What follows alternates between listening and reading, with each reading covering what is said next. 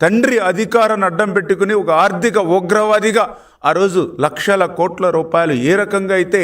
ఆ రోజు ఆర్జించాడో, మళ్ళీ ఈరోజు ఒక రాజకీయాల్లోకి వచ్చి మరి ఈవేళ ఒక ఉన్మాది మాదిరిగా ఈరోజు చూస్తూ ఉంటే వినాశనం, విధ్వంసం ఒక ఎజెండాగా ఈరోజు ఈ పార్టీ పెట్టుకునేటువంటి పరిస్థితుల్లో, గొడ్డలే ఒక జెండాగా పెట్టుకునేటువంటి పరిస్థితుల్లో, రక్త చరిత్రే ఒక రాజనీతిగా భావిస్తున్నటువంటి పరిస్థితుల్లో ఈరోజు ఈ వైఎస్ఆర్సీపీ పార్టీ అనేది గొడ్డలి పార్టీగా ఈరోజు పేరు మార్చుకున్నటువంటి పరిస్థితి ఈవేళ ప్రజలందరూ కూడా గమనిస్తూ ఉన్నారు. ఇటువంటి గొడ్డలి పార్టీ పట్ల ప్రజలందరూ కూడా అప్రమత్తంగా ఉండవలసినటువంటి అవసరం కూడా ఉంది అనే విషయాన్ని కూడా మరొక్కసారి మీ ద్వారా అందరికీ కూడా తెలియజేసుకుంటూ, మరి ఈరోజు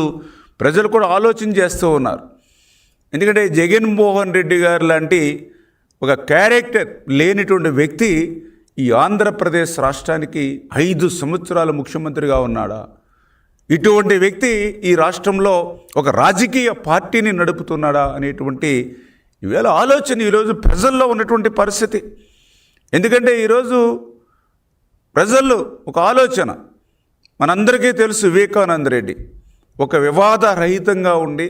కడప జిల్లాలో ప్రజలందరిలో కూడా ఒక